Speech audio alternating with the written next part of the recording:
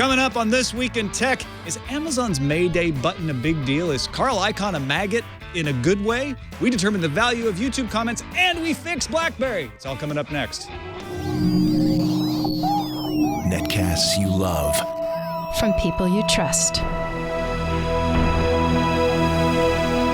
This is TWiT. Bandwidth for This Week in Tech is provided by CacheFly at CacheFly.com.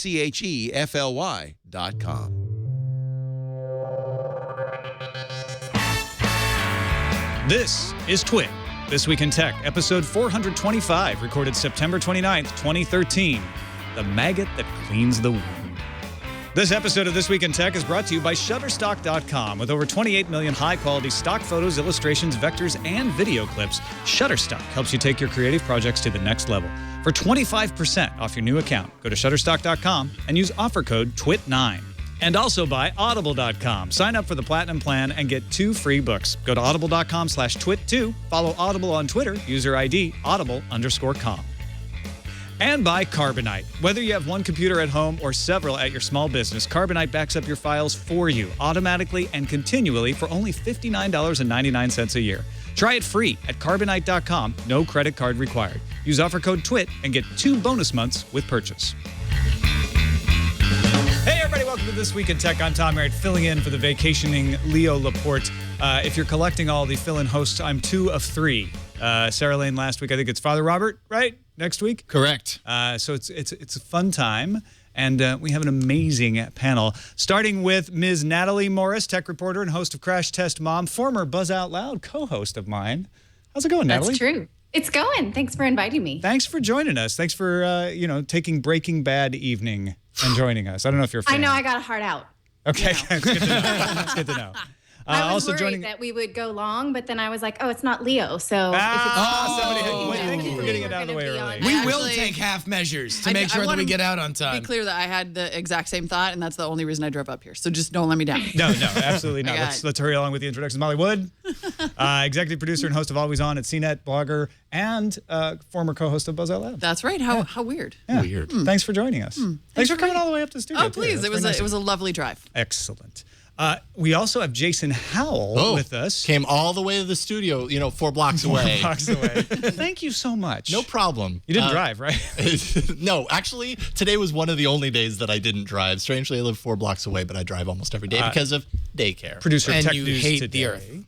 Yeah. Host of All About Android. That's right. And former host of Buzz Out Loud. Yeah, it's strange.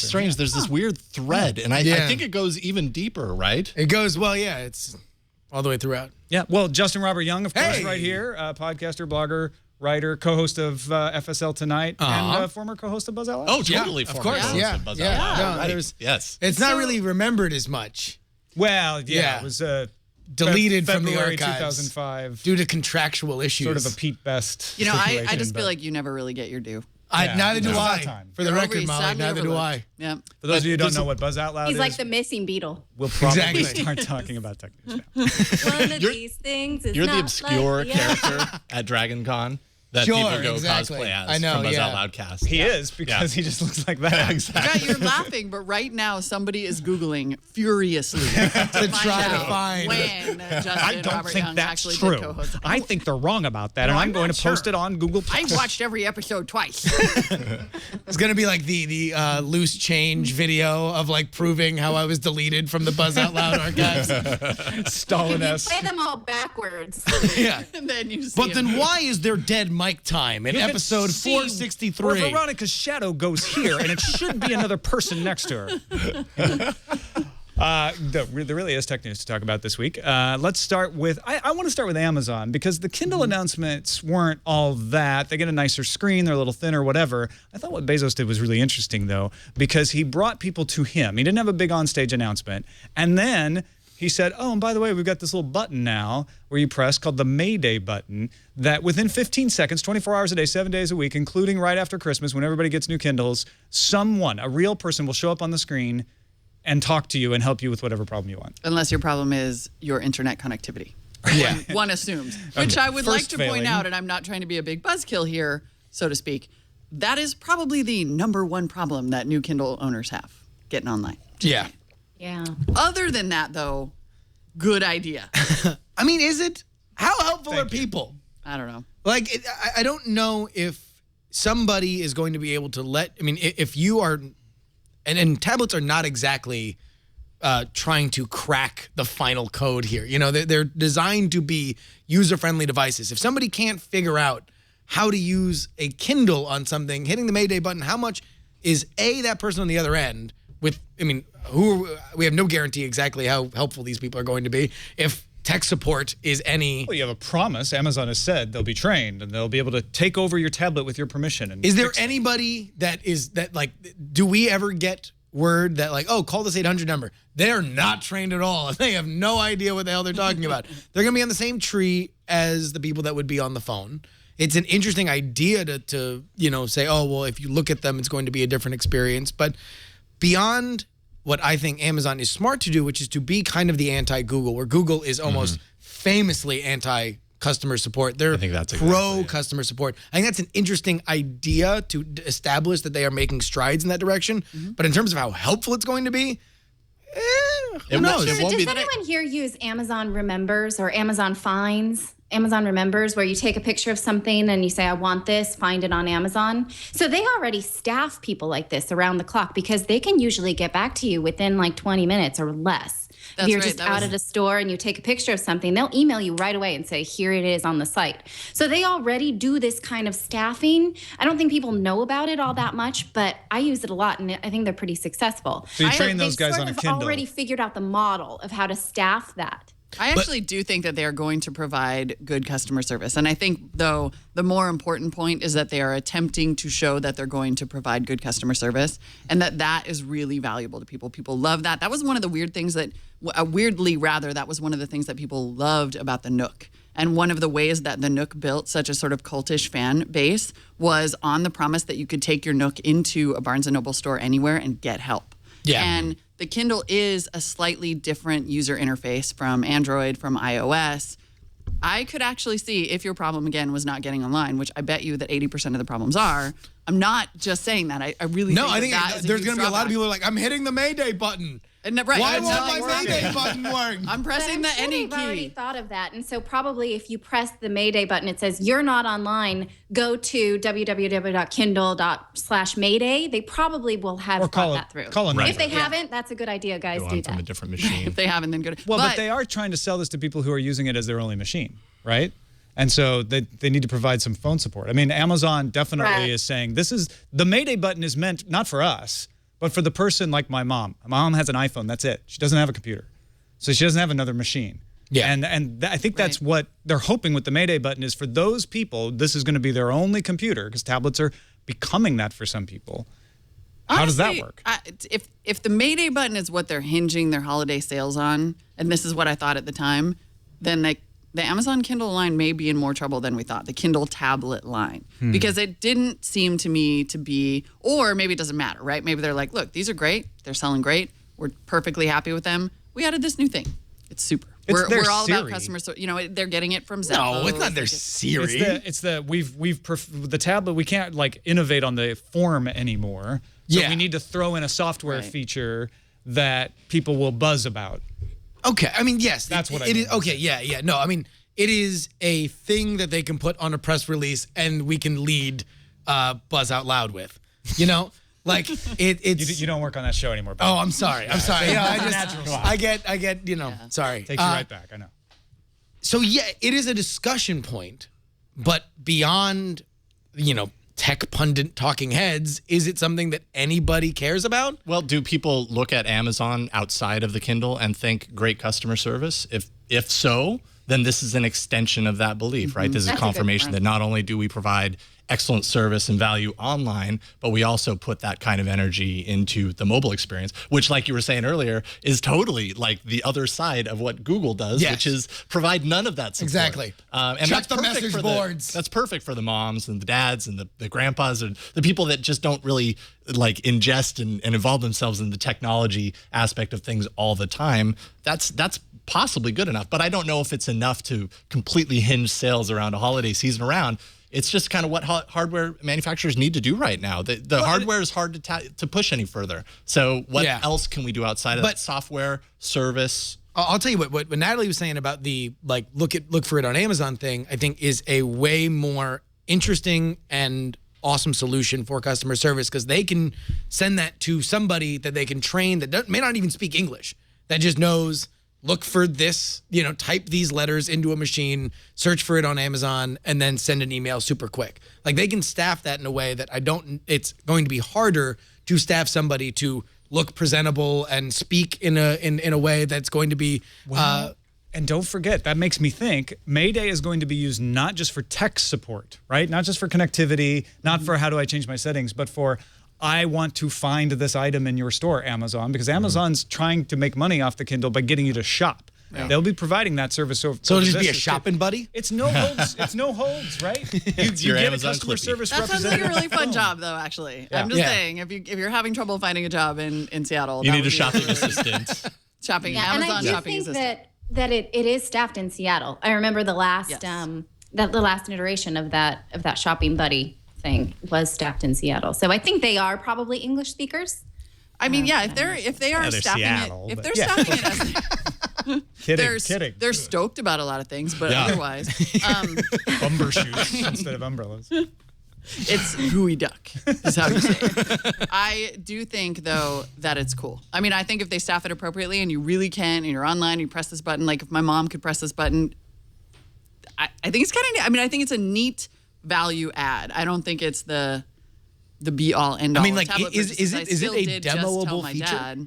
Right. I mean, I still did, when my dad called me and said, hey, I want to get a tablet, like a 7-inch tablet. I said, get a Samsung Galaxy Tab. Because I said, do you want to read books on it? No. I'm going to keep my Kindle because I like the e-reader. And then I couldn't find a reason to recommend a Kindle Fire to him.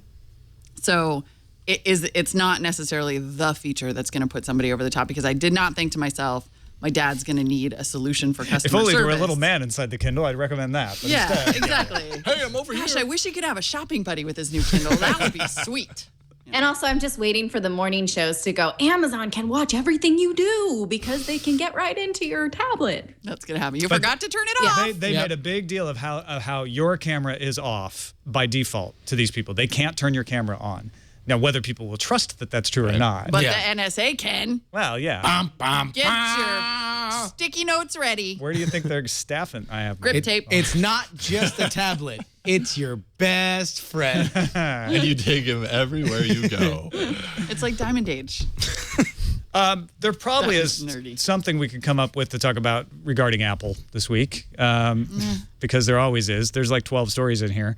Apple's biggest two things that I could think of are the controversy, quote unquote, about sales figures. Is the iPhone 5S and 5C a success? And I think more interesting, Tim Cook's rumored upcoming meeting with Carl Icahn on Monday, where Carl Icahn is known as an activist investor who companies often fear, and Tim Cook seems to be embracing him. Does the panel have a preference? Do we care about the iPhone sales? I think the sales are fine. I don't think they're indicative one way or another of whether Apple is in trouble or not. No, I think most of the world is now programmed to purchase iPhones, and until such time as the programming wears off, like it's not that remarkable. It would be remarkable if they were not selling iPhones. Justin bought one. I bought one. Oh, for God's sake. Yeah. You've been programmed. There we go. He Finally, like a all these guy. years of listening, I can now talk back. No, yeah. I mean, I think. Wait, you switched? No, I didn't. Although I had an Android, and then I stopped using an Android because my 5 got stolen. So I had a stopgap Android, and then I bought the 5S when it came out. Oh, see, that doesn't totally count. No, it doesn't. You had to get a phone. I did have to get a phone, and I was really excited, and I do enjoy it. But can you make it do the thing? The what? I think I'll tell you the Touch ID thing. Touch ID. Can you finger it? Yes, I can finger it. Boom! It just got fingered. Is that inappropriate? Okay. Not if you don't make it inappropriate. No. Okay, good. I'm sorry, I thumbed it. I could explain it to Lucy, right? I'm sure, yes. No, I agree Can you with do it with though. your toe? Now we'll really get gross.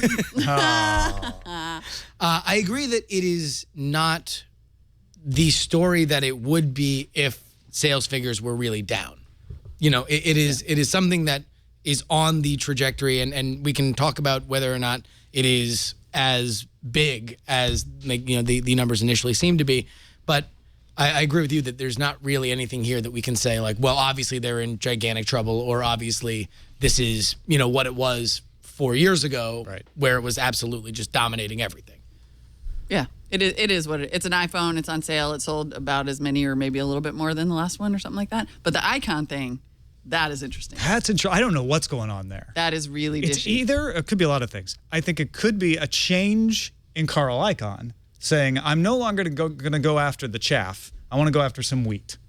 And I think Apple is the right kind of wheat for me to go after. Well, can we get a I'm making bread.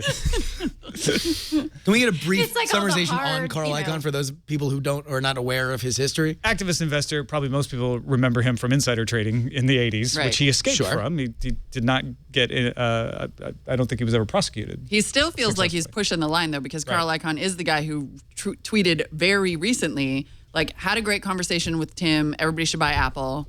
I already bought a ton. Yeah. And then Apple's stock went, Yeah. like had a massive spike. And everybody was like, is that legal? Like, are you allowed to say that I had a really good meeting with Tim Cook and then I bought a bunch of Apple stock? That's and you should outsider too? trading. Yeah. That's just like the most obvious. And then I'll make a bunch of money after Yeah. you buy the stock. So thanks for that. What is wrong with Well, if this you don't dump, system? then the pump is okay. I think. Yeah. So I don't, we'll isn't see if this he- also kind of a pump? Can it be like insider cheerleading? to finish for those who don't understand, Carl Icahn with Yahoo and with Dell kind of waded in at their most troubled moment and, Marvel, and too. messed with them. And Marvel, Yes. too. That's a great example. Dell most recently, Michael Dell had the deal. He was going to take the company private. He had the equity investors. It was all done. And Carl Icahn comes in and goes, I don't think that's a very good deal. And caused trouble, got the stock price to rise, made some money off of it. That's usually his MO. So what he's doing with Apple, Well, that's why it's interesting because his MO is usually you're in trouble. Yes. but maybe they are in trouble, not in reality, but stock price wise, because Yes. there has been a decline. And maybe on Carl Icahn's spreadsheet, it's like, I don't care if Apple's truly in trouble or not, but here's a stock price that has declined by the percentage that triggers off my alerts. That means I go in and buy it and try to get it to lift back up. Right. And there's no question that Apple's stock price has suffered a decline that Apple seems to think is unfair, that Tim Cook has said is the result of a lot of misunderstanding.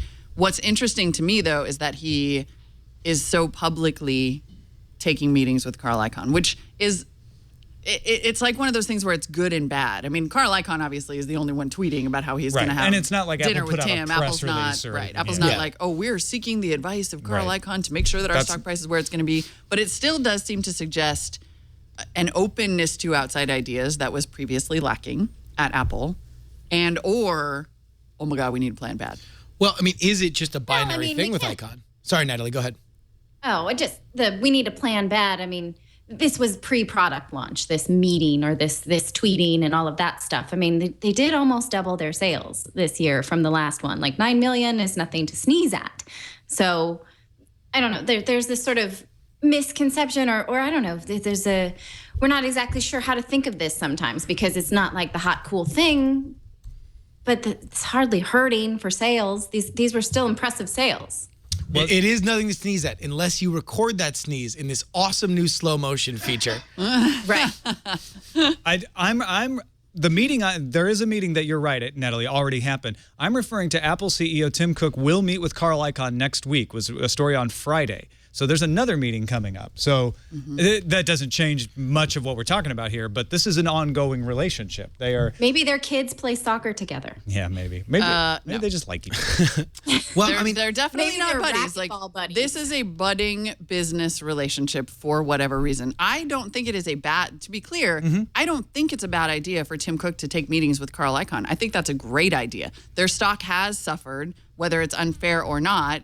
They have been in trouble to that extent. They feel like they're in trouble. They're not, right? They've got bajillion. And that's what's so interesting is, on the one hand, not in trouble. Stock went way up after the announcement of the 9 million phones sold.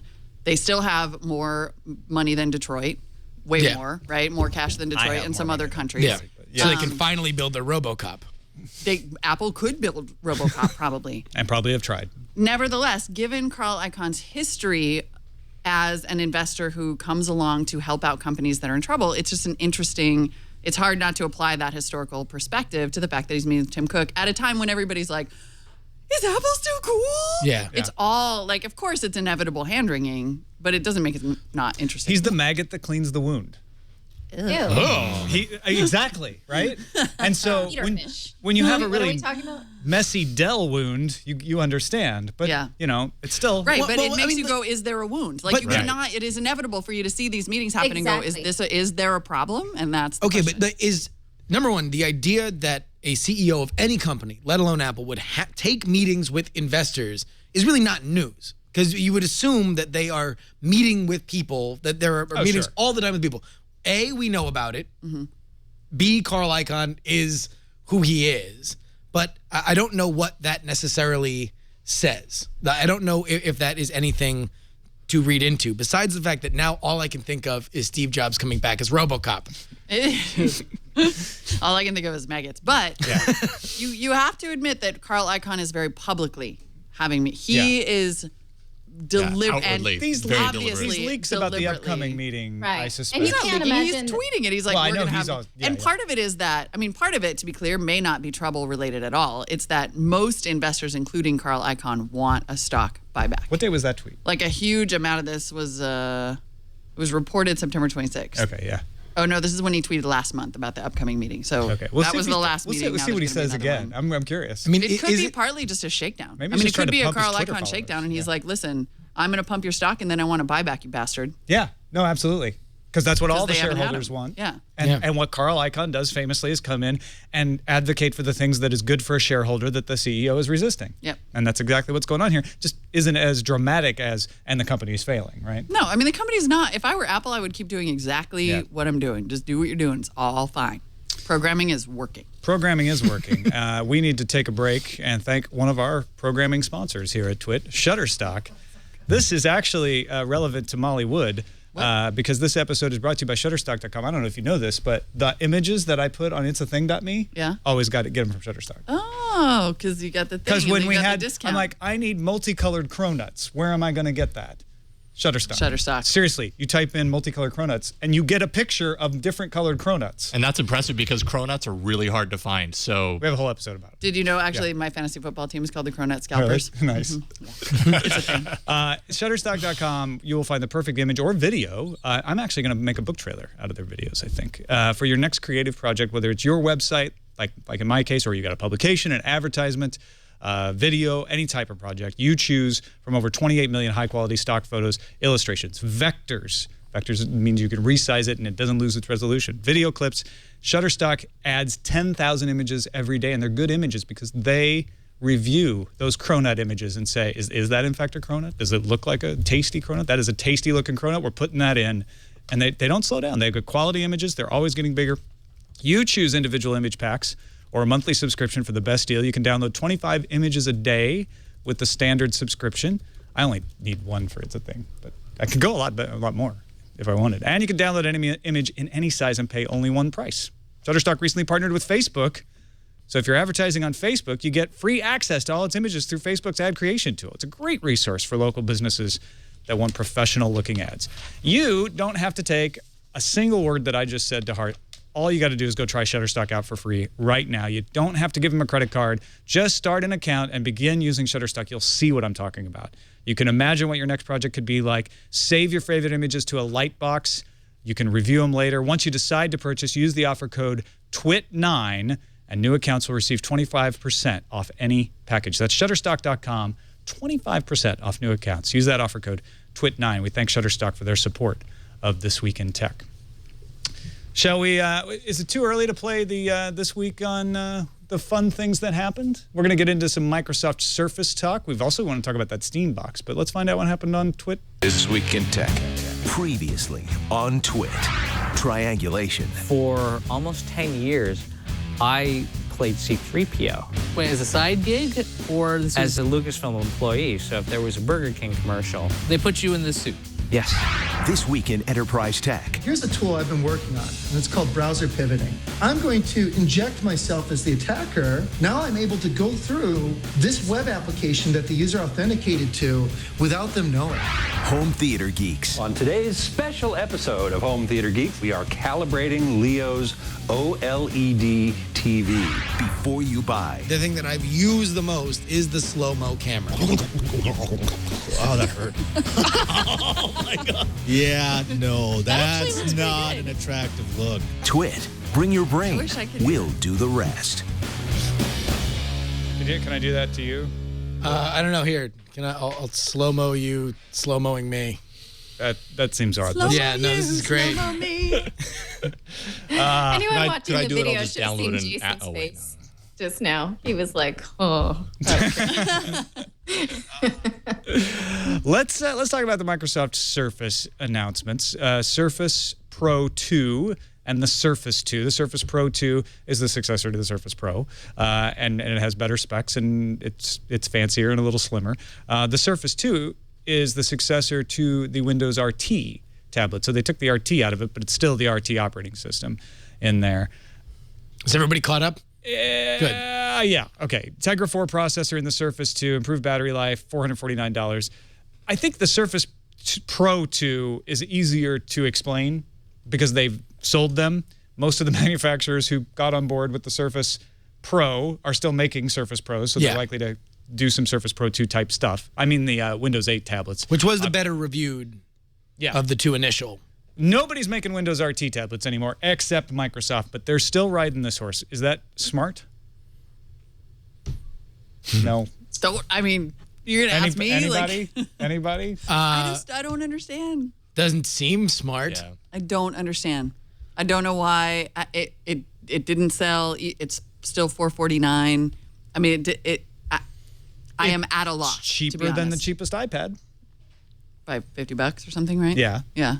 And it does most of the things. It may not have all the apps, but it does not have all the apps. You can get I know it doesn't. I mean, I think that is a perception problem, and I think that's a really hard one to overcome, right? Like, people say, but does it do the things that my iPad does, or that my friend's iPad does, or it's just it's an easier sell versus the Surface looks totally different from anything that you've used before. It doesn't have all the same apps. It has most of the ones you're probably gonna. I don't know. I feel like I am unfairly biased because I used it and just could not. I thought it was god awful. I have a Surface RT and I love the hardware. This is exactly the same way I felt about the Playbook. I love the hardware. I actually love the QNX operating system on the BlackBerry Playbook. The Windows RT operating system is okay. It frustrates me because I'm like, okay, I need an IRC app. And then I can pay $3 for an app, or I can get a free one that just doesn't work very well. It's better than it was. They have an official Twitter app. They always had a great Netflix app. So it depends on what your app needs are. But then you go to that desktop and you're like, oh, I have a desktop and I have a second browser and I have the ability to do Office, but only in the desktop. And the desktop interface doesn't work very well on touchscreen. I frankly think they should have not done the desktop on Windows RT. I don't know why they did desktop on Windows RT, because actually the tiles are attractive. It is overwhelming and the tiles are completely confusing. And if you don't have very many apps on there, it's just sort of a mess of what looks like ads, to be honest, because you're like, I don't know what this content is. It's not anything that I put on here. But to then have a desktop on there is completely baffling. Completely baffling. And Plus, I know every time I used it, I made I did the accidental little Windows split thing, and then I could never get the Windows back. I think you probably get used to that if you really committed to using it. Maybe, but. Yeah. I think your sort of muscle memory starts to remember that once you have that happening. And I still think it's too early to give up. I mean, they've got their, cost function and their production function. They know what supply, demand, and how much they can afford to lose for however much more they push. So I think if we would fault them for giving up on this by now, I think. But everyone else has. None of the could also just be very stubborn. Yeah. I, for one, would applaud them for giving up. I would applaud them for failing faster on RT. I really would. I do think that it's okay to fail fast on one version. It's possible that, look, the Surface RT, Pro, right? Maybe that's an investment in the future that we don't completely understand. So I give you that. But I'm talking about in general, second generation. I still think it's too early. Well, but is this them not wanting to give up the Ghost on the lower price point, which would be more of a consumer-facing device? I think that's it. I think they look at the Atom processor, exactly. They look at the Atom processor and they're like, nobody is building for that yet. So we're going to continue to go on ARM processors because that's where you keep the price point down. And we can have a $449 tablet out there and say, hey, guess what? You can get a tablet that runs Windows and does all the great Windows things like Office, and you can't get that from Apple, and they're going to charge you more. That's been their marketing pitch, and they're going to continue to do that. But I think it is just marketing pitch until you talk about the Surface Pro 2. And Natalie, that's where I do agree with you. If we're talking about the Surface Pro 2, even at $899 with a Haswell processor, you've got great battery life. You get all the Windows things. Now that they have this dock that they announced, and it can actually be not just your tablet, but your desktop as well, all of a sudden that seems to be the other end of the scale from the Surface RT-based. And I think there's product. nothing wrong with saying we have a premium product, right? Apple's gotten away with that for a long time. I would lean into the Surface Pro 2, and I would say this is a device that's better than a MacBook Air, for example, because it's smaller, it's more portable, and it's a full version of Windows, and it's at least $200. I would love to see the Pro 2 at $799. I think that would be a super compelling price point. But that is a good machine. The Surface RT has so much explaining to do that it doesn't make sense to say you have a cheaper thing. You're just confusing your market. Is that Microsoft at that point kind of giving up on the consumer side of things and maybe targeting more for business because it's more expensive and maybe designed for that? Maybe they don't want to. Don't you see their advertising during NFL Sundays and stuff? So I thought so at first too, but I see a lot of Surface commercials in programming that I wouldn't otherwise expect. Well, but it's like deliver the quality and the functionality and people will pay the premium for it. And that is, I think, what we're seeing is two different philosophies. And Microsoft doesn't want to give up on the idea that price point and, a checklist of things that the Surface can do versus an iPad mini, for example, will sell devices. And I think that they are more on the right path with the Pro, where it's just, hey, look, let's compare this to an Air. Let's say if you are a Windows user, now you don't have to think about giving up what you normally do. Here's this new device that will solve a lot of problems for you. And here's the price that you have to justify in your mind to spend on it. It's an ultra portable laptop, and it's a fun touchscreen device. It's a really cool tablet, and yes, it costs more. And they're just distracting themselves by trying to pitch them both. It confuses. I mean, I dare you to find a sort of an average consumer who can tell you what the difference between the RT and the Pro is. I think dropping RT from the name is an effort to try to reduce the confusion, and I think it does the opposite. Yes. Because suddenly you say, oh, there's the Surface and the Surface Pro. They must be the same thing, but one of them's just a little beefier for the professional user. Yeah. And they're not. They're not the same operating system. And as long as we're having Buzz Out Loud deja vu, this is exactly the conversations we've been having for years about the way they tier their operating system. Really so when are they going to understand that, like, the new Windows English Vista to consumers?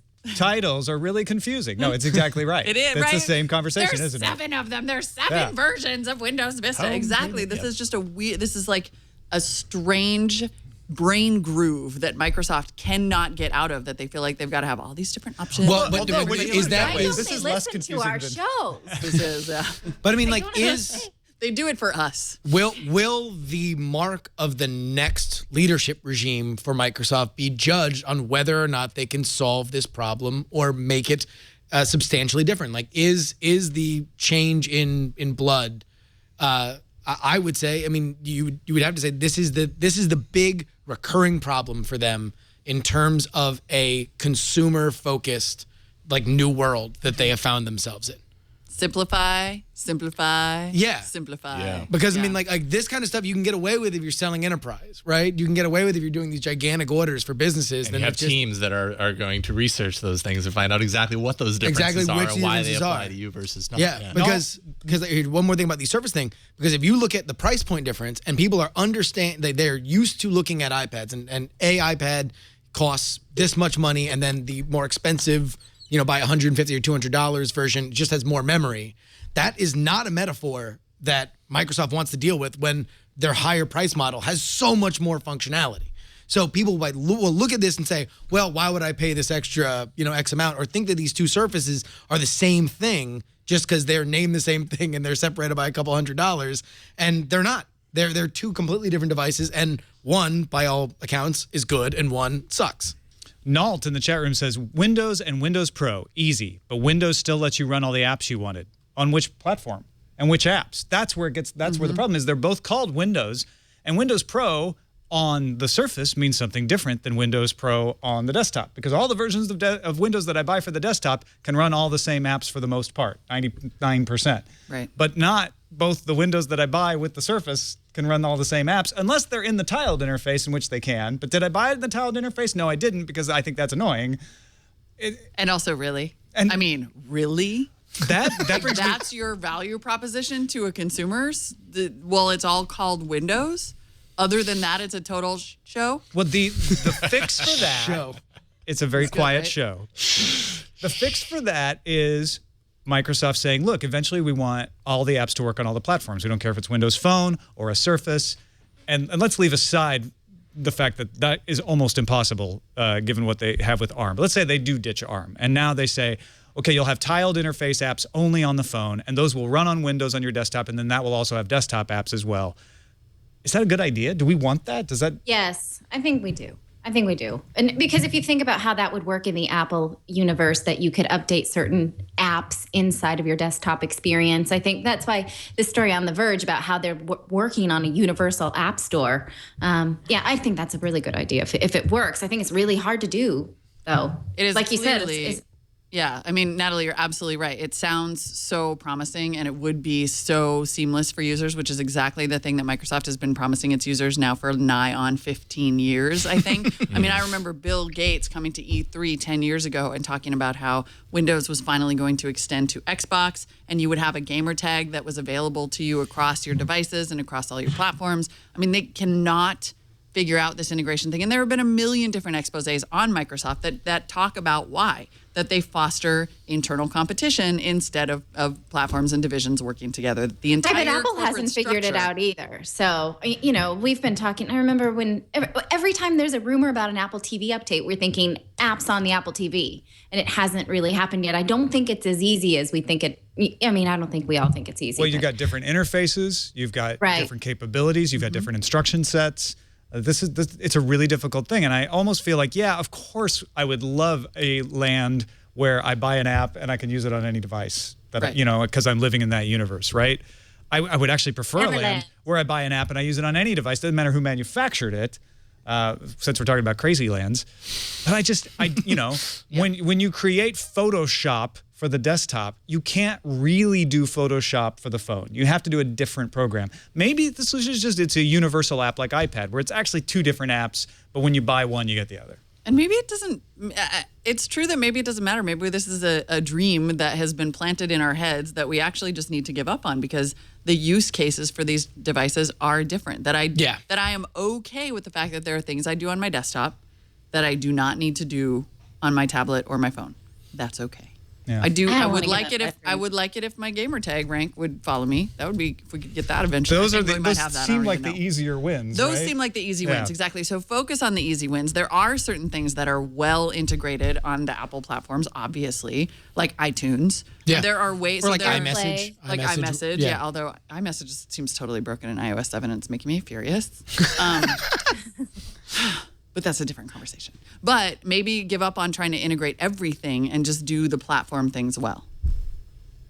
But we see a lot of people trying to, even, the new Dropbox solution and trying to get people to sign on with their solution in different devices within one operating system and then across operating systems. So there's still people innovating in this the technology goes beyond my scope of understanding. But I do think that, it's too early to give up on that dream too. I'm not giving up on anything. I know. Tonight, Natalie, you're so great. You're totally the positive one today. You're like, no, things are okay, damn it.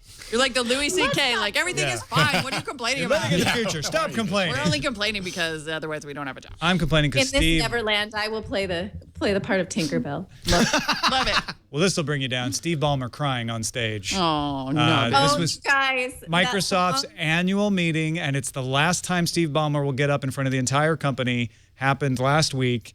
There's a little bit of video that's been leaked out on the internet. And I am not immune to wanting to poke fun at the man because he is hilarious in his tromping and stomping. But you really, when you watch this video, when you read about this, you don't get it as much as when you watch this video and you see that Steve Ballmer's really, really tearing up here. Go ahead and play a little bit of it, It's a song that comes at the very end of a movie where one of the actors gets up on stage and talks about kind of how he likes to do things. Well, I want to end with this song. Respectful, a song that talks about what you've meant to me and what you've done for me. You've made this the time of my life. He's not putting that on. He's genuine. Yeah. No, yeah. And it's, I love it. And I was laughing, not necessarily. We're like, just nervously at laughing him. because it's so earnest that we kind of can't take it. Like, Yeah, it's right. such an also, actual I raw thought emotion that maybe it's like, he was gonna- Also, I thought maybe he was going to run off the stage and do the leap. Yes. Do the lift. Or possibly throw a chair. I was Right. A ceremonial Yeah. chair. No, I mean, the lift. You I think guys it is from the fair to movie? say. Yeah, no. Natalie, No I think one puts like, Ballmer no, in the He's corner. gonna. We know. Bill Gates is gonna run up on stage, and they're gonna lift it up as they've been practicing in the water. It'd be Bill Gates out there. Right. Exactly. But let's be honest, doesn't that. I'm trying to formulate this in a way that won't make me sound like a totally cynical monster. However, Too we late. live in this, so just We know too much. stipulate that I'm playing the role of cynical monster for a minute. But we do live in this sort of like jaded hipster world where everybody sort of just wants everything to be cool and way more indie and way hipper than the last guy, and that's why Apple's so popular. And then here's a guy who, in all earnestness, plays that Patrick Swayze song. No, that listen. As Let me. like unironically, like Microsoft is unironic, and that may be the very problem. Like they just have no Maybe. grasp of coolitude. I mean, all right. I think like there's only so much that we can read into under this. the assumption that this is not cool? Yeah, Patrick Swayze and Dirty Dancing? I want to be totally clear. I love this. kind of cool. This was great, and this was a window into kind of why Steve Ballmer is Steve Ballmer, why we enjoy him, why no matter what anybody thinks about Microsoft or his tenure at Microsoft, nobody like when the headline comes in on Twitter, Steve Ballmer does something. Nobody doesn't click. Nobody watching this show, buzz out loud, doesn't click on that link. And he loves Microsoft. He does. And that Loves is it. there. I mean, that is super It's admirable. unhealthy. It was just a very interesting cultural moment. Do you think that they would have like an image consultant to be like, okay, let me explain to you why you can't? Let's find a use Lil this Wayne song. song that works Yeah. for this moment instead. Right. And he's like, no, I'm still CEO. Yeah. I'm playing Time of My Life. And right, exactly. Done. And like you've got in Apple's like they had Chris Martin, for God's sake. But play doesn't he in the- say something like, they told me before I couldn't do this, and now this is Yes. my Yeah, no, own that he was boss? never able to play it because it was inappropriate for, each, I guess he's been, which is another thing that's just amazing when been he's talking trying about and it. trying Exactly, and that he's having these arguments with the public relations staff. Yes. Okay, and then we can end with Time of My Life. Can we play Time of My We're Life? finally going to do it. Yeah. I've been talking about it for years. We're finally going to do it. No.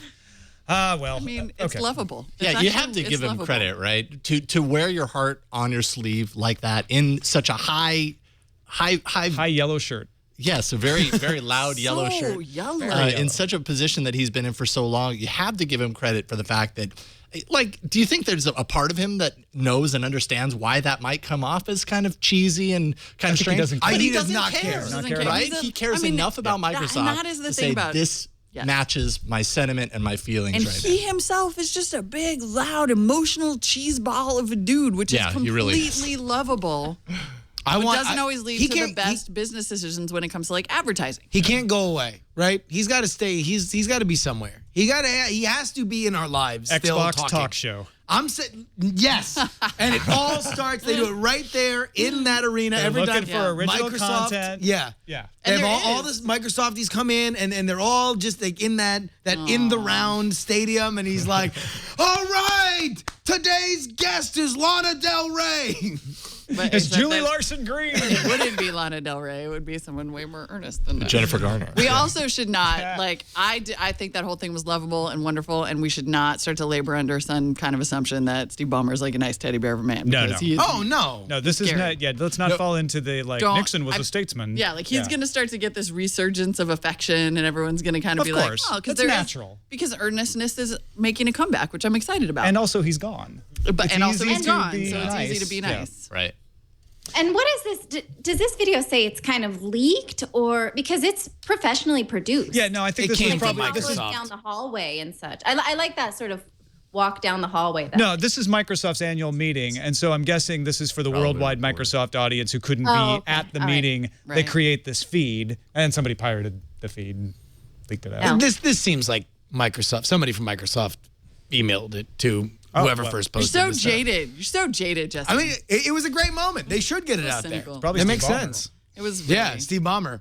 Which my favorite part about it is at the end he goes into the bowels of whatever the arena that they are in, and he's just so Ballmer excited, and he's like high-fiving everybody. I just want to know like what he did next. Did he like check his email like really excited, like Windows Phone? do a full backflip, like I don't know. He's just probably listlessly. I will miss him, and then let's not understand. And I'm with you, Molly. That let's not read into exactly what there he is. He's running into the bowels of the arena there.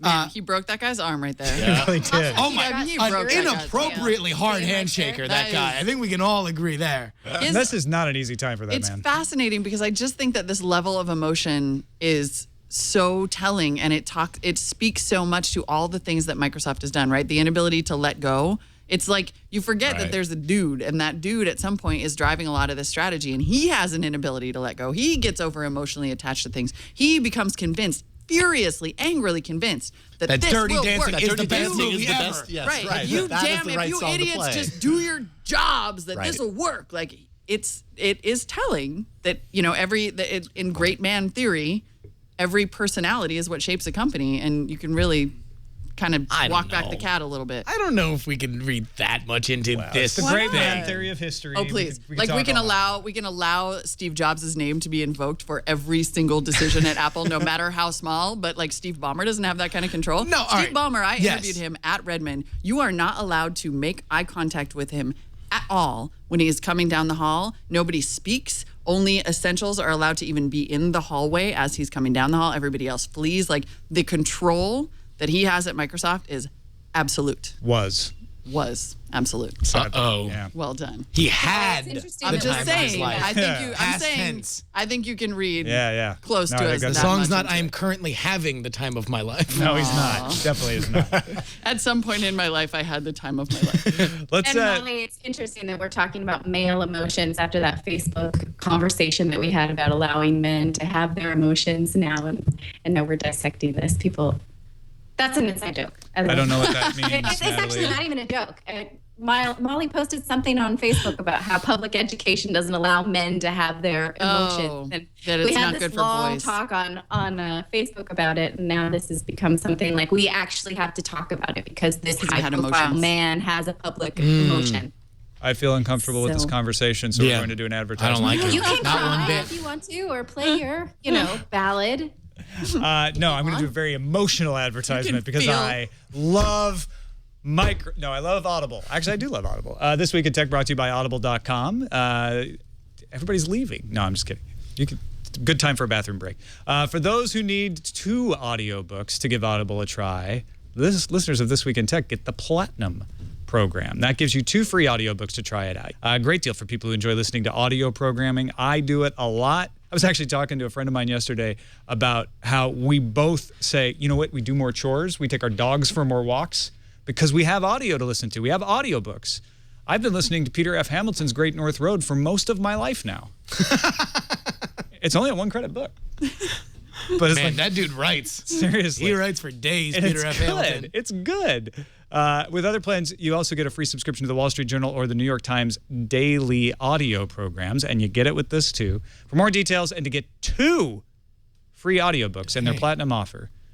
You going to do this, Jason? No, I'm already a member. Yeah, I love Audible. Pretend. Sign up for one of your daughters. Well, I actually have 2 credits waiting for me. Oh, so it's kind of like I did. Do you know what you're going to buy with it? I tend to buy like rock bios and auto bios. Right now I'm reading or listening to In the Pleasure Groove, Love, Death, and Duran Duran by John Taylor. Nice. I don't know. I love that stuff. I love hearing the dirt on music. That's cool stuff. You're so hip.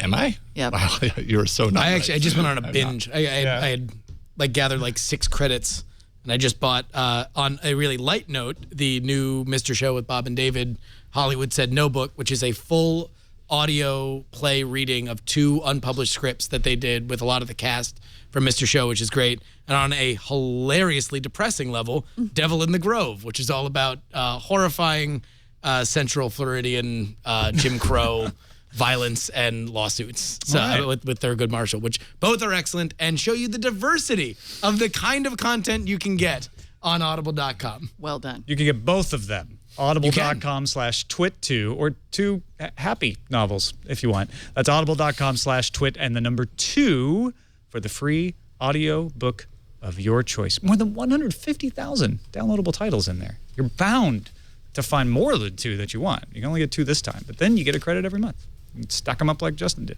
Woo! Hey, Tom, can I interrupt? Yeah, sure. Some people in the chat room were mentioning that they really didn't think that Justin should be in this panel, but I did have some evidence to show that Justin was on. I was on. I don't know what they're talking about. I don't have the beard. Wow, There's yeah, Justin. there he is. Jason. I remember when you had that very pixelated He was haircut. right there. Yeah. Right there. It was it was in favor. Yeah. Back in the mid-aughts. Sure.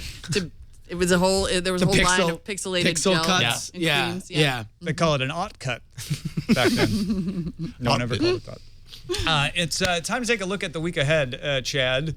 So this is kind of awkward because I usually do the week ahead. Should I? Well, no, I have it roll. I have it here, to roll right? it. Yeah. So, You just gotta. Okay. Sounds great. And then I'm gonna have a cupcake now. Can I have a cupcake? there we go. Yeah. Let's all cupcake up.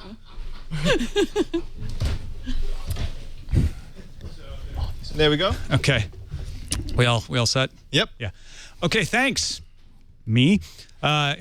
Here's a few of the stories we'll be keeping an eye on in the week ahead on Tech News Today. Monday's a packed day, September 30th. Microsoft shuts down MSN TV. New faster Kindle Paperwhite starts shipping. Zynga shutters the OMG Pop website. Free iCloud storage for mobile Me users is over. And it's the last day to activate a Microsoft TechNet subscription. Tuesday, October 1st, 4chan's birthday. The Note 3 arrives alongside the Galaxy Gear for $300. And then Friday, October 4th, it's the birthday of the Free Software Foundation. Galaxy Note 3 comes to Sprint, and The Legend of Zelda, The Wind Waker HD comes to Europe. That's a look at the week ahead. Now I'm going to go back over there. To me.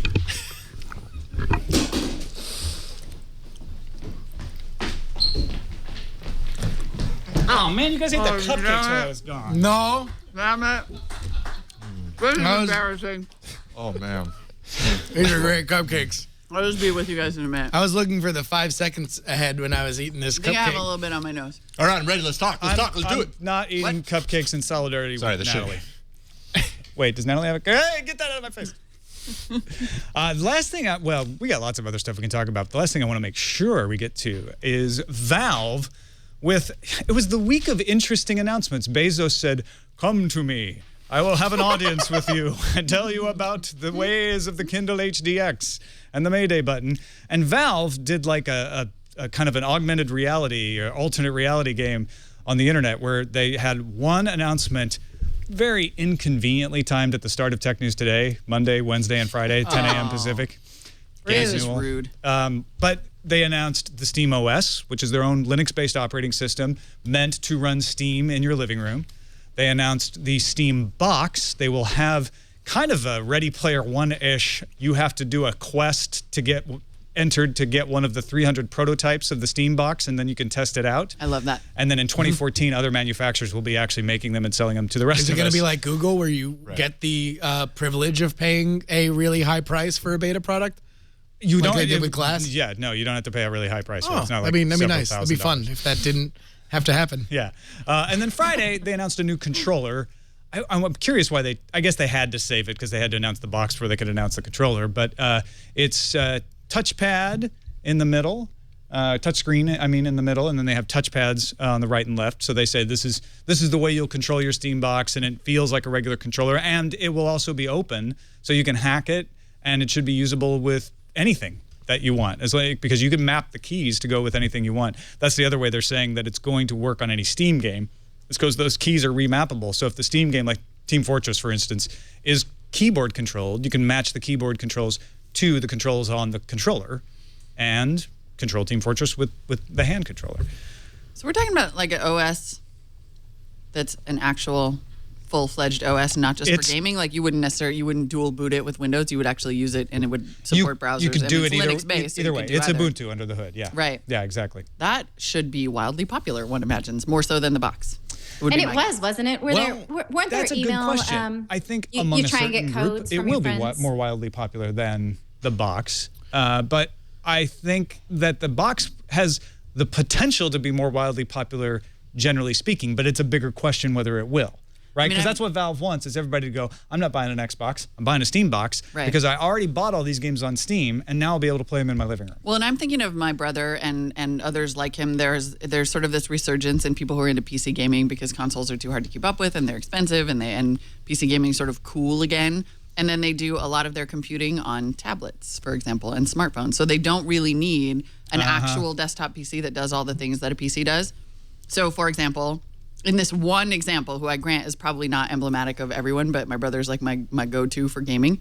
For people who have abandoned consoles, but like he got Windows 8 and just lost his mind with rage over it. Yeah. So this is a cheaper, better, more functional option that creates a PC that does only what you want it to do, which is play games. Well, yeah, I mean, that's the thing. Is long have PC gamers or people following the gaming industry thought that this would be, that now is the time, and there have been many now is the times, that PC gaming would kind of step to the forefront. And for PC gamers, the huge success of consoles have obviously been a frustrating element. You have to wonder that now, as Sony, as Microsoft kind of zig into the, well, we're games, but also we're everything else that you want to do in your living room. We're also content. We're also Netflix. We're also all these other things. That the idea of, all right, we do none of that. Here's what we do. We put games in your living room and we will have AAA titles. Is this the moment? Is this now, of all the other, this is the moments, the real moment, when PC gaming comes to the living room? I kind of feel like it could be. I really do, because I don't think that I think now every box in your living room does I have so Chromecast comes out, right? And I go, well, I have 6 devices that I can count that do what Chromecast does, some version of what Chromecast does, right? Yeah. Like I can currently get Netflix on 6 devices in my living room, one of which is the Xbox, which is the one I never watch Netflix on. Yeah. Because I have it like on a smart TV and it's really easy, and I have it on TiVo, which couldn't be easier, and now I have a damn Chromecast too. Like I don't think that there is as much of a need for consoles to do all of the living room stuff as they thought there was a couple years ago.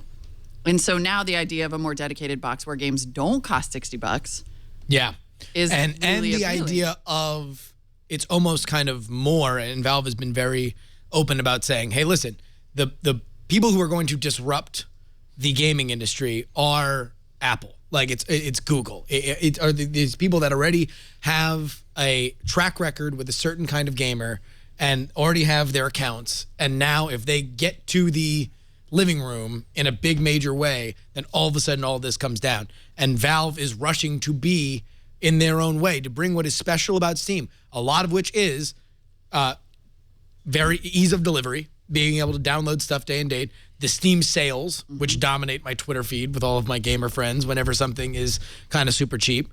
It's really created a community that I think can translate. It's just the question, here's the big thing. How much are these going to cost? And are they going to be sufficient to run a game run a AAA title as fast as you would on a console? Right. What do these things cost? Well, the chat room did point out, too, the exclusive game deals that keep PC gamers from getting things. So back to the PC element of it. You're talking about the box? Yeah. Yeah. So back to the PC element of it, somebody in the chat room made a good point, which is that there are exclusive deals that keep PC gamers from getting games as quickly as consoles. I think the question will be, can I play all the games that I want? Which is what you're pointing out. Right? Exactly. Sometimes that will be a problem because it's exclusive to Xbox or Sony, and that will exist for a while. Right. But also some of it will be that one isn't available for SteamOS. It's only available for Windows and Mac because they haven't ported it to Linux yet. Now what they're trying to do is say, hey, we have in-home streaming. So if you have your Windows or Mac game on in your house, you can stream it to the box in the living room. That's a good patch. But if that becomes how it's seen, a lot of people will go, oh, well, I don't have to deal with that with my Xbox. I can just play my games. Natalie, I think you were muted earlier, and I think you were trying to say something. Are you? Can we hear you now? Yes, and I think you can hear me. Yes, I can. We can hear answer you. for your ears. She's like, I don't know, I'm talking. And I don't remember what I was going to say. Just wanted to make sure your mic was live again. Sorry about that. Oh, you know what? I did have. I just was wondering. This was something that emails were flying around with codes, right? That's how that was working for the invite. For the invite, you have to go into Steam and choose to do a quest. Let me get to the screen that has the participation. So you go to the Steam Universe community group at steamcommunity.com/groups/Steam Universe. You agree to the terms and conditions. Make 10 Steam friends if you haven't already. Most Steam users probably already have 10 Steam friends if they're excited enough to do this. Create a public Steam community profile. I object to the forced friends situation. You create a public Steam community profile, and then you play a game using a gamepad in Big Picture mode. Big Picture mode was something they rolled out that is kind of the precursor to SteamOS, giving you that living room feel. That's it. Once you've played the game, then you can complete those steps in any order. As long as you do it by October 25th, you're entered, and 300 people will get the prototypes. Well, this lives or That does dies. seem like a lot of work. Yeah. I mean, well, I think for people who are regular Steam users, a lot of these it's steps not- are already done. Yeah, it's not crazy, but this lives or dies on whether or not they can attract these AAA titles in the same way that we're saying, well, now you have these exclusivity agreements. They want to change that paradigm. They want to say, hey, these are hopefully boxes that are cheaper than the PS3 and the Xbox, which I think is very, it's like a huge key for them. And then they can extend their footprint in a way that PC gaming is just not growing. As much as it might be more in vogue, it's not going to be the era of people buying desktops so they can play games. I don't see as a booming industry. So if they can, I mean, this is a big play for Valve. I mean, this is a next 20 years play and a future of gaming kind of play. I would say if it is successful, will be looked upon as more of an important iteration than whatever these new generations of Xbox and PlayStations. So your money's on the console, my money's on the OS. I think it all has to be there. Yeah. You know, like you can't have one without the other. Like I meant my money's on PC. Oh, your money's. Yeah. Oh, yeah. No, I don't think that. I mean, why would PC gaming have more of a rosy future now as people are buying less PCs? Fewer. Thank you. I was thinking the same thing. Welcome to Buzz Out Loud. Yeah. Hey, welcome back to Buzz Out Loud. I mean, welcome back to Buzz Out Loud. Yeah, well, I don't think that most general users are going to want to install an OS on their own machine. But I think enough of them will that it could actually give them the boost they need. Like it could flesh out the numbers so that the game distributors go, well, if you're going to have some boxes out there in 2014 and hey, guess what? Some big time manufacturers are making the boxes and you got some people installing the operating system. Okay, maybe that puts it over the top. I don't think it's the deciding factor though. And we don't know how they measure success either, because Xbox measures success in millions of consoles, whereas this is a pretty nascent company and the OS is built. So, they may not need millions. Steam measures success. This is an Amazon model versus an Apple model, right? Microsoft measures the success in the number of titles. Well, I guess it's not exactly the same analogy because Microsoft measures the success in titles sold as well. It's a little bit of a loss leader. This is all loss leader. Steam measures the success in how many people buy games through Steam. Yeah. That's why it's a free operating system. And the idea that they can get, like, that they want to not be the left behind element of games like Grand Theft Auto. Like they don't want to be they don't want to be the dollar theater for these games. They want to be among those platforms that get them up front and be able to be a viable place where people want to develop these kind of contents for, or just change where we are now that, like, well, of course you're going to sell an exclusivity to one of the consoles. And Steam is often credited with taking the PC gaming market and taking it from death to a fourth competitor. Yeah. Mm-hmm. And I certainly think they're ahead of Nintendo right now. I do. But the still feel operating like there's a system, I mean, did they have investors? Possibility for this. Sorry, they have investors? Do we know, did they have investors or was this Valve? a privately? Yeah. Yeah. It was invested because the operating system is a sunk cost now. So whether or not they make any money on the consoles, it will depend on whether or not they keep with that model. But again, I'm just going back to how they measure success since they've already built this operating system. And then in order to make back their investment, they may not have to sell that much. They just put out now. Portal 3 and put it on the Linux platform first. That's how they do make back this. their money. Yeah. They don't forget Valve makes their own games too, so they are like Microsoft and Sony in that respect as well. I mean, they actually have all the same parts and a lot of the same strategy. And there's so far seems to be a limit on how much processing power you can pack in. I don't know. For some reason, I'm stuck on this idea that there still is a future for PC gaming, and that the OS makes that a really promising future. That you could start selling gaming PCs that have more power than a tablet or even a console ever can. It's not about... So you can have a true gaming PC. It's unbelievable. The power is ridiculous. The hardware that they sell in 2014 isn't just going to be consoles. Right. Is what you're saying. Exactly. That SteamOS could help sell PCs that are dedicated to gaming, that run this operating system. Your Alienwares, your Doghouse systems, could stay alive because of this in a way that consumers want, because they don't necessarily want to have a Windows 8 desktop, but they want a completely badass gaming machine that allows for multiplayer gaming in a way that consoles maybe just don't have the power to do. But then, I mean, don't we just kind of see these are merging markets then? I mean, like they want people having dedicated gaming systems, and whether or not we think of them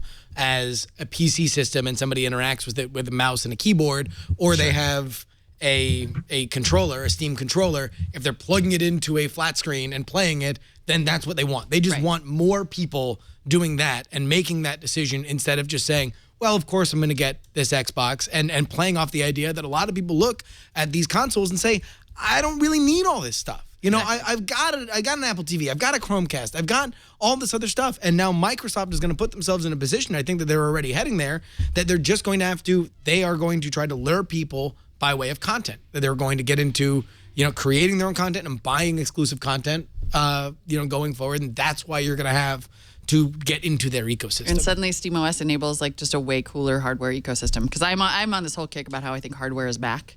And hardware all of a sudden is kind of interesting again, because it's not just software and services. Now you've got wearable development and smart home development, and potentially now a huge, awesome, much more interesting potential for gaming hardware. And don't forget, there's a little throwaway line in here about having video, music, and other things available in SteamOS eventually. So there we go. Netflix is going to be in SteamOS. Netflix is all Netflix and Pandora. Boom. Yeah, Netflix is Angry Birds for. I think Netflix and Pandora were in this cupcake. Actually, they're everywhere. Yeah, and so all of a sudden now this becomes another element into but I also want something to watch my video. Watch my cord cutting video, my Hulu and stuff. If they get enough of that, it could be another. Now, if the Steam box comes out for $99, then suddenly all of these the Android, standalone gaming machines, in some ways kind of don't stand a chance to a certain degree, because it's different. It comes out at $99. We are having a whole different kind of holiday season. I will tell you what. Yeah.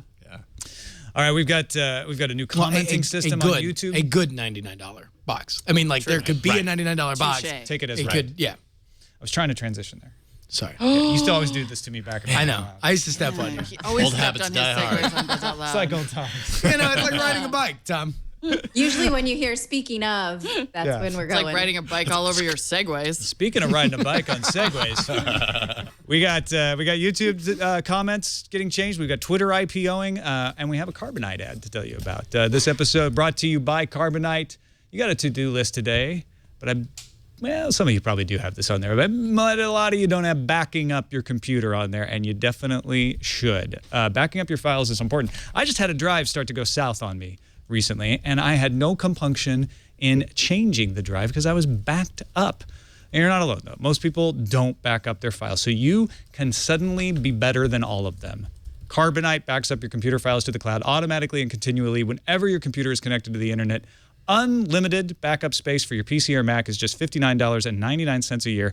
And if you run a small business, Carbonite has plans that will back up all your computers, your servers, your external hard drives for a low, flat annual fee. They're stored safely off-site after you have a computer disaster, which I know nobody wants to think they will, but it can happen. It's probably going to happen at some point. It's easy to restore your files. Plus, you can access your backed up files on any computer or on your smartphone or tablet. With the free Carbonite app, you can even email a file right from the Carbonite app itself. Unlimited backup for your PC or Mac. As I mentioned, only $60 a year, $59.99. Start your free trial today at Carbonite.com. No credit card required. We're sure you'll love Carbonite, so remember to use that offer code TWiT when you do purchase, and you'll get 2 bonus months free. That's Carbonite.com. Offer code TWiT, T-W-I-T. And And we thank them for their support of This Week in Tech. Jason, should we talk about YouTube comments or Twitter IPO first? YouTube comments. YouTube comments is pretty interesting. First. Agreed. Yeah. There we go. Now a trolling comment about first posting. Rape you to death. Yeah. I'm sorry, am I the only one who gets those? No, I'm pretty sure you're not. Sadly. So YouTube comments have a reputation, if you didn't know somehow, if you weren't on the internet, for being rather harsh. And Google is now integrating Google Plus in as a way to allow for cross-posting, allow for threaded replies, thank goodness, welcome to 2002, and also to hopefully help keep the comments under control a little better, make it easier. Because YouTube channels, and I mentioned this on Tech News Today, like Geek and Sundry, that heavily moderate don't suffer from nearly the problems that unmoderated YouTube channels suffer from. But most YouTube channels are unmoderated. Mm-hmm. How will I know how many of the viewers are from Brazil now? You can go into your video manager. Oh, okay. And That's it'll tell good. you by IP address. Learn something new every day. I mean, the key here is not just those additional features. It's that Google Plus commenters have, that there's a registration system attached to it, that it's reducing some of the anonymity. And maybe, I guess they're hoping that some of the registered Google Plus users will drown out. Well, and it's the ranking, too. I forgot to mention that. Yeah. Oh, okay, right. Because the ranking yes. says, okay, you can make your trolly Brazilian dirty word comment, but it won't be chronological anymore. So it won't be first, will not necessarily be first. Right. Or last in line. It will be whatever's getting the most replies, getting the most attention, getting thumbs up. Thumbed up. Plus one. That sounds even worse, actually. Plus one. Plus one. Yes. Yeah, I'm sure that'll be it. Will be at the top. So the quality posts will rise to the top, and the trolley posts will supposedly. And that's incredibly important. Right. Also, like I know from my experience with YouTube comments and the shows that we produce here and everything, it's like the sun. I can't help but look, even though I know that if I do, don't look at the sun, Jason. That's horrible. I know. Totally. Wait. Well, no wonder you're blind. Okay. Maybe when I was little, I guess is what I meant to say. But you can't help but read those things because in between all of that noise and that. A lot of times just those horrible comments is really about valuable information. So being able to kind of filter it out, sort it into the things that actually matter most to you, maybe the people that are within your circles, I think that's brilliant. Well, I mean, at the also in YouTube, you can't post links to things that are actually relevant because there's so much spam. It's really annoying, especially because Crash Test Mom is a product-driven show. So we do reviews of strollers and car seats and all of that junk. So a lot of times someone will say, well, what do you think of this one? And I can't link them off to another video at all. I have to sort of say, email me here, or, it's really limiting. But in Google Plus, they have a lot of options for linking and posting videos directly and putting your own. It's much more robust. So I'm glad to see this because it does feel like 1999 on the web. Well, and as far as people are like, oh, it sounds like censorship. Nothing is not going to go on there if you type it. Don't worry, people who are typing in rape comments into YouTube comments. And you will actually, still be able to do it. And to those people, I would happily say, I'm thrilled if you're censored. I'm totally fine with that. I have actually, as the long journey on the web has come along over time, I have fallen into the camp of you know what? No, you don't get to act like however you want. In society, you don't get to go around punching people in the face or threatening to kill them or, pulling out chunks of their hair or whatever, however you act online. And it is not acceptable behavior, period. I am totally pro filtering comments and I'm totally pro not allowing. But that's not what this is. Hold on just a second. I want to throw in something here. This is, real quickly. There are types of speech in the United States that you can't do, right? We have limits. Except on YouTube. On speech. And and when you're Seriously? on almost, right? Fix Can it. somebody type fire into a video of a crowded theater on YouTube?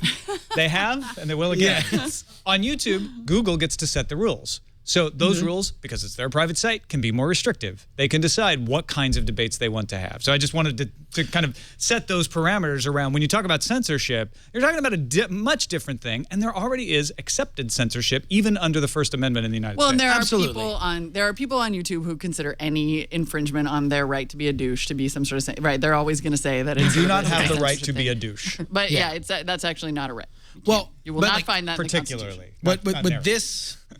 What this is, and I think it is a meaningful, as YouTube has become a bigger cultural element of our society, it is shifting from an idea where anybody who types the thing 5 seconds ago is the first thing that you see up there, and the very rudimentary idea of the most thumbed up thing is, rotating as the top comment, right?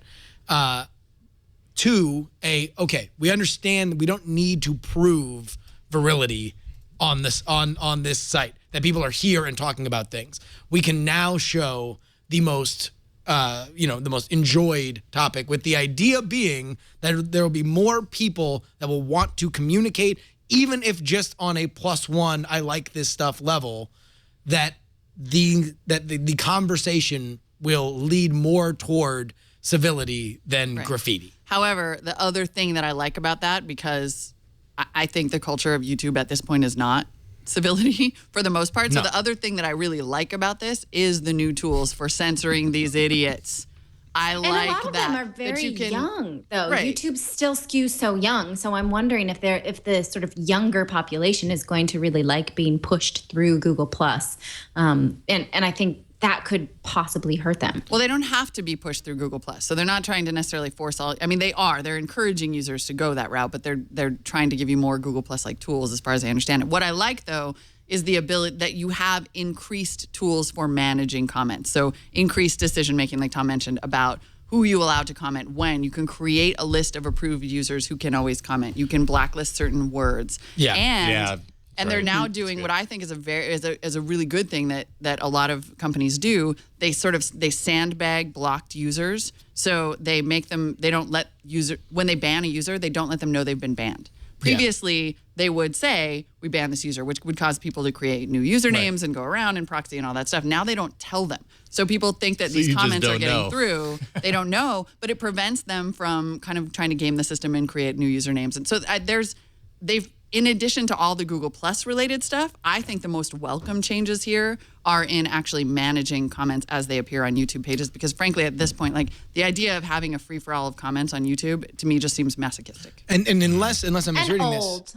I think we've gotten past that on the internet. And now we do, like Molly says, expect people to behave online as they behave in the real world. Or at least closer. Right.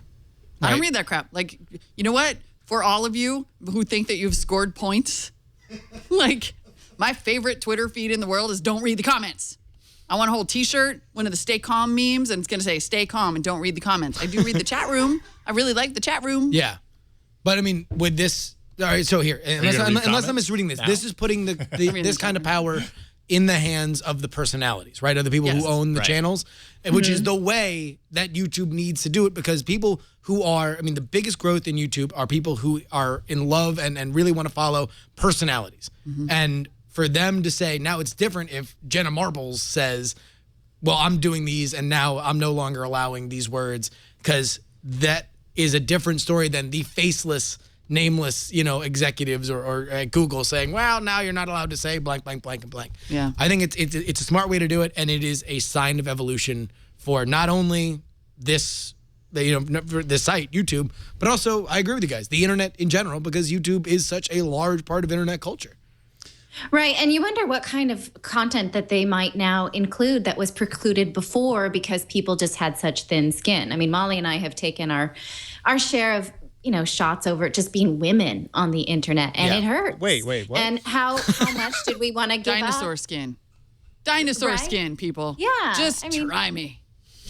But you can say that, but it still hurts. No, it's terrible. It is totally terrible. That was a complete lie. So like, how many people have started a YouTube show or kind of tested the waters just to hear people say, like, your boobs look saggy or whatever, and then that hurts and they don't ever post again. So maybe this will open up the content a little. Well, and I do think too that part of this is it's about protecting personalities for sure. People don't want to necessarily participate in a platform where they are putting themselves open for attack every time that they appear there. That is discouraging to the talent and the shows that YouTube is trying to promote. It's also discouraging to advertisers. Like from a purely monetary perspective. Yeah, good point. No brand wants to be associated with a page that is filled with the kind of like vile, disgusting, immature, violent crap that appears in YouTube comments. Well, So Google and YouTube are making a very smart play here to say, we're worth the higher CPMs. Look at what Popular Science did, turning off comments, because they cited a study saying when you had comments that were disputing the science without good science behind it, it lessened people's confidence in science. Now, there's some other people saying, like, that's the wrong way to go about it, popular science. What you should have done is heavy moderation, et cetera, and there's probably valid reasons to that. But in absence of the resources to do all of the better things, shutting down the comments versus leaving them up and having people not believe your content because of the commenters is the decision they made. I was in favor of that decision by PopSci. I really do, because I think you could devote ridiculous amounts of staff that they don't have to trying to make sure that the comments are okay and that they don't distort the science in some way. Or you could say, like, you know what? This is not up for debate. It's science. Yeah. Well, all right, here, one devil's advocate thing. Okay, if let's say this makes people less likely to comment, and even if you are eliminating an element that needs to be gone, is that healthy for YouTube? Is the idea of interaction, which is such a cornerstone of that site, is tamping down on that lifeblood good for that site? But does anyone know the numbers? Because I know for blogs and news sites, it's really only like 10% of readers read any of the comments at all. So is it a higher percentage of YouTube viewers who actually go through and comment? Does anyone know those statistics? I think maybe 100% of show the heck hosts cares? read the comments. Oh, God, I know. No, I mean, do viewers... Especially the ones who say they don't. People, yes, of course we do. But do viewers... Yeah. I think you're bringing up a really... Do viewers read the comment, and do viewers then comment? I think you're bringing what's the proportion? That's probably easy to prove. You look at how many people have viewed a video versus how many people have commented. It's usually significantly fewer. Oh, yeah. And I think the key, key Who question cares? you're bringing up, Natalie, is if you have comments on, do you know why, right? For the longest time on the web, it was like, oh, the internet can do comments. Let's turn them on, right? Exactly. And I'm guilty of that. We did that at Tech TV and ZDTV.com, and I did it at Subrilliant.com before that. We've learned since then, and we're seeing in action the process of learning how to exist on the internet and saying, okay, maybe in these situations you need this kind of moderation. In these situations you need real names. And in these situations you can have open comments. And different approaches will apply in different places. And you're asking the exactly right question, Natalie, is it worth it to have comments? And if so, in what way should you approach them to make your product better? And there will be times when it's worth it. And YouTube, I'm sure, does not want comments to go away, but they do want to create, I mean, let's be honest, I think what they really do want to create is a better place for advertisers. And so at the end of the day, their determination will be, can we make more money from brands by having better comments on our site? And that's the the answer thing. will be yes. Because Google has already had their handful with selling advertisement on YouTube because they won't sell ads on channels, they sell ads on demos.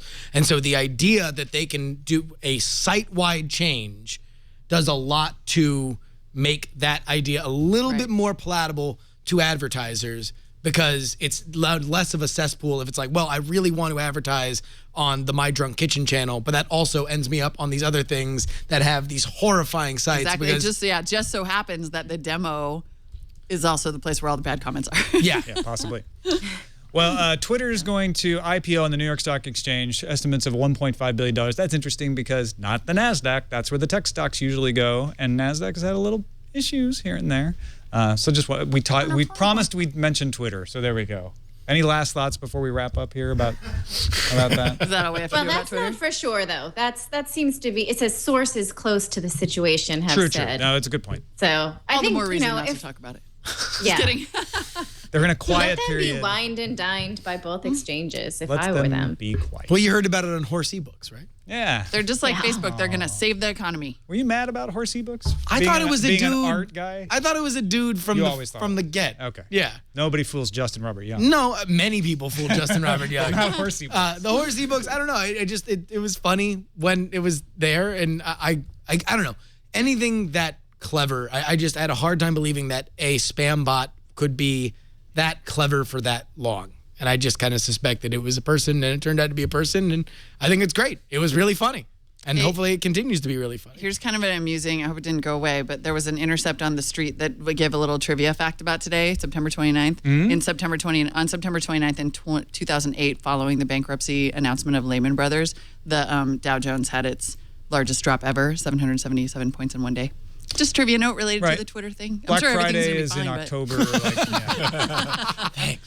That was weird. The autumn is when the crashes happen. Black Monday in the 80s, Black Friday in 1929. And then the 2000s. It's all in the. Hey, everybody! It's all thanks smiles. for watching. We know we'll all be broke tomorrow. By the way, I feel like we have made a very it was a representative of the culture at large that we got this far and did not mention BlackBerry's like continued demise. That even we in depth, even in death, we've forgotten BlackBerry. I have an idea for I think BlackBerry could still make a comeback. How? I have a whole marketing plan for them. Call me. I think on your butt. It will probably only appeal to women because we love an underdog. But remember how like Pinkberry, the whole Arab Spring was organized over BlackBerry message, and I just think that there's something. I saw a guy on the New York subway last week, and I was like, man, he's using a BlackBerry, and that's kind of awesome. And it just made me love it a little bit. And I think if they started to trade on some sort of like underground hipness, right? If they were like, look, iPhone's kind of played. Android getting played, like, because it's really just Samsung. Everybody needs a sidekick. And they kind of just tried to be a little, like, set BlackBerry up as this cool underdog, the one you want to root for, the Rudy of smartphones. And then they could have an ad with, like, a bunch of really hip people using BlackBerries, and then at the end they could, like, high five like a business dude with their No? Nobody's buying this at all. I weirdly want to love BlackBerry. Like, I feel like they could be okay. I want them to be okay. I feel like Sidekick tried it. It has a keyboard. Do you know how fast that thing is? You know how fast you can type on a freaking keyboard? It is awesome. I feel like this has been the BlackBerry meetings for like 10 years. Right. Yeah. Right. Except that then they made the Z10. There was that. We're gonna be the cool. keyboard. We We're the can keyboard type guys. so fast. That's Look what at we me. do. I'm typing right now. There was Nobody's that buying the keyboards, big. boss. There was an expose this week though about how they brought the Z10 to the board, and on the board was like the BlackBerry founder, and he was just like Thorsten brought it. Lazaridis. Yes, and Lazaridis was on the board, and he was like, "What the hell is this? Why would you do a smartphone without a keyboard? Like the keyboard's a differentiator." And everything else is not. And then they lost their way, and then they tried to be still like Business Betty or whatever. No, just be cool. Be like the not iPhone guys. Man, I'll tell you what, that was like, it was overnight, right? Like BlackBerry was this juggernaut, and then the iPhone comes out, and like it was like the next day, like, wow, you're in trouble. Yeah. I don't know where these feelings are coming It was from, like but I the just Commodore want them to be 64 okay. all over again. I like the keyboard. My husband Clayton and I were having this discussion about they should how get Android too. If you want to, sort of be cool these days in this always connected universe, then you sort of be not connected. Like, you can't reach me 24/7 makes me even more cool than the person you can always reach. So BlackBerry should just I know they had their outages, so they kind of tried that, but not on purpose. Nice. Maybe they should do it on purpose. That was a test case. You reach me when I friggin' feel like it. And then they could go Android, and they could go underground, like just be underground cool, and then they would only get apps like Tinder. So wait, so where are you advertising? This is so underground cool. Where are you? What is the demo you're reaching? You just don't know. Subways. It's the ad agency people who are all using Tinder right now, and they're riding the New York City subways, and they're like they're all on their iPhones, but the iPhone is like for your mom. Now, that's what Sidekick tried. They got like celebs that were hip to say everybody needs a sidekick. That was at Microsoft, though, right? It didn't work. Well, no, it was before Microsoft owned them. You cannot get celebs. Celebs are not cool. It has to be cooler than that. Like, it has to be legitimately. You get DJs. And I really, I am not stinky, overweight, beard-wearing lumberjacks. Yeah. No, I mean, I think that look, I'm not saying that trying to find something actually cool is not an extremely daunting task. See all advertising ever, but just like go get some of those Apple people. Don't get celebrities, because that isn't cool, but just do something legitimately like the hippest people all European. I don't know. I feel like there's a way. It's a short-term memory thing with BlackBerry right now. They can't be seen as super cool because it's too our short-term memory is what we know now in the past couple of years. They just need to wait a little while. Right, exactly. Things become wait hip. a little while and then become the retro phone. It's like, remember the it's 2000s? It's like wearing the horn rim glasses. BlackBerry is the future horn rim glasses. Yes. There we go. Go steampunk. Now there you go. The proto Jules Verne Exactly. BlackBerry. Imagine an era when the touchscreen was never invented and keyboards Screw still Thumbkeeper. ruled the The world. phone was powered by steam. But lean into how nobody has any damn time. Lean into I think the opposite of not being connected, but lean into how everything is fast, and you can be fast as freaking hell on a freaking keyboard, man. And then you can Tinder, and you can snap through the people that you want to date, and then they did typing up the things. And I believe.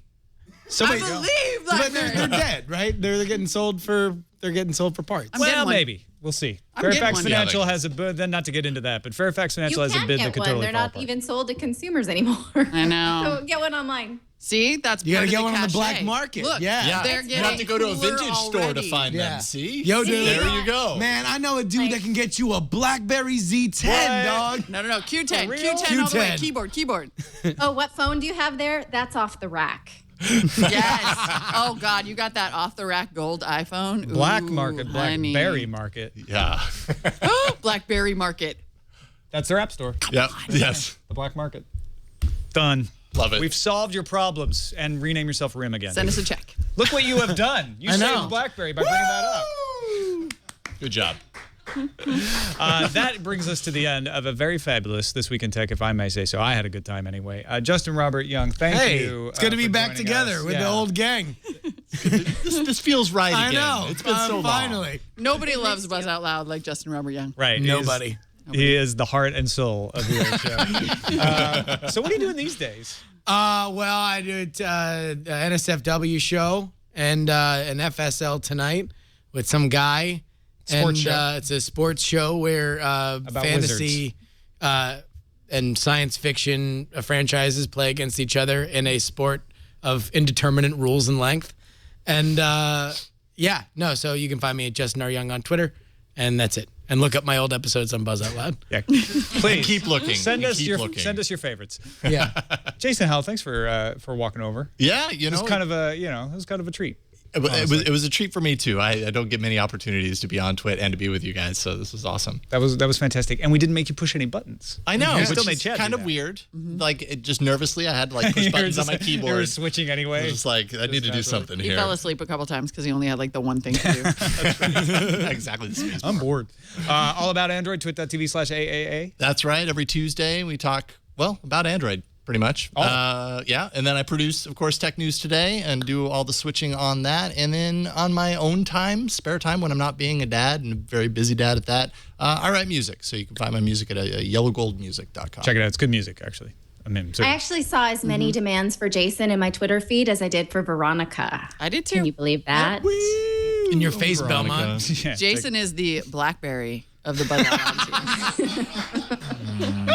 Not sure How do you feel I about know that? what you mean. He's super hip. He's highly in demand. He's close to death. See, I'm not still. Hey now, I'm not still sold on this whole BlackBerry is hip thing. Okay. Fairfax Financial has a bid on him, but they want to sell off his children. He's Canadian. He's also not Canadian. He's not Canadian. Natalie Morris, thank you for joining us too and hanging out. It was great to talk to you again. You're welcome. Thanks for the invitation. Let folks know about your show. You mentioned it a couple times on the show. It's cool stuff.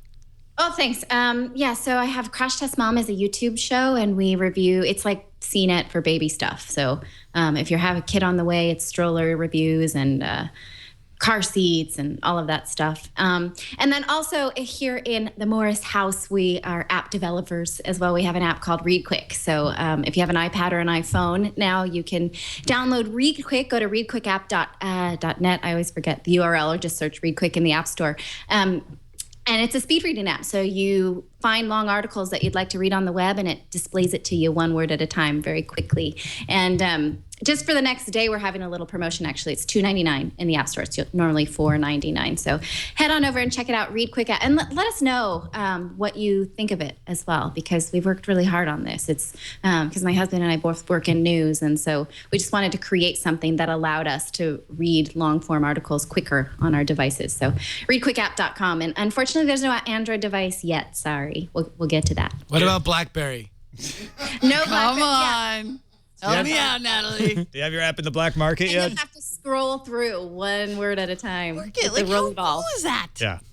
That would be. Seriously. That would be. All right, I'm going to film this for my little documentary video. Molly Wood, thank you for joining us as well. It was my pleasure to Host be here. of Always On. Now there's a 19 cameras up from an already staggering Tell us how 18. you feel. No, so where can folks find Always On? What are you up to? Where Folks should they can find Always On at cnet.com/alwayson. Season 5 will be wrapping up shortly. If you missed last week's episode, a giraffe named Brandon Belt stepped on a Samsung Galaxy S4 Active after much coaxing, and an elephant threw it to the ground and got snot all over it. I mean, that's pretty much your standard day on Always On. Great day. Yeah. That's amazing. At Discovery Kingdom. We had a How good could time. you not want to watch that? We swam with dolphins, and then we got elephant snot all over the S4 Active, which did not survive the dolphins, by the way, or the giraffe. Spoiler alert.